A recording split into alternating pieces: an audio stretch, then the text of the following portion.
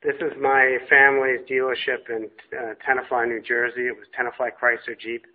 As you can see, the showroom is a ghost town now. All the desks are empty. It's my wife, Lisa, and we are just giving you a quick tour.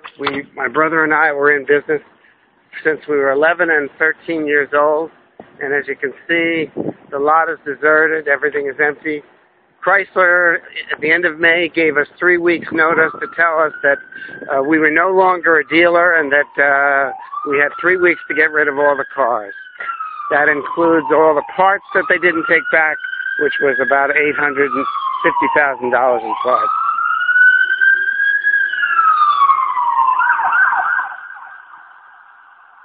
We have the real estate on the market right now with a sign out front.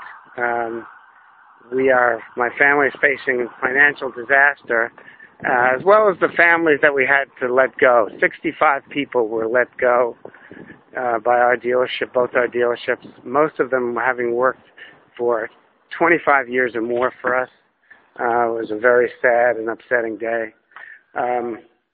This is not a political issue.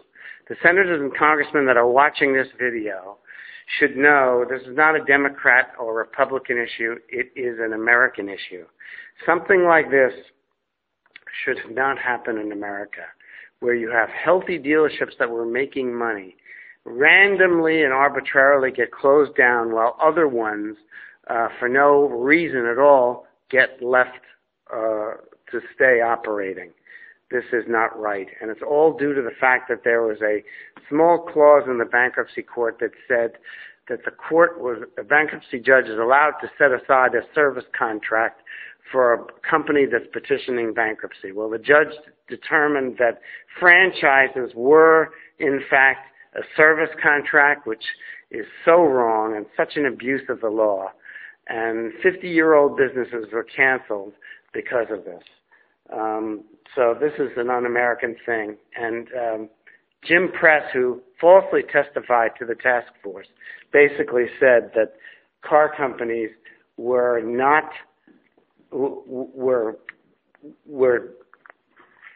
being heavily burdened by more dealerships because car dealers were costing them money.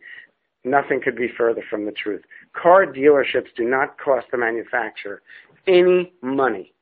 Car dealers pay for computer usage, they pay for brochures, they pay for shipping of cars, they pay for the training of their technicians and their sales employees.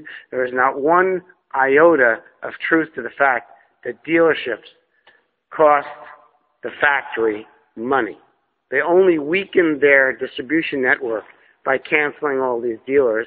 And now they're going to wind up giving many of the points they canceled to existing other dealers that are nearby. It's not right, and it should be illegal, and the legislature needs to do something about it. And I'm hoping that the names of the senators and congressmen that are going to help us will appear on this website, as well as the senators and congressmen that did not help us on this issue.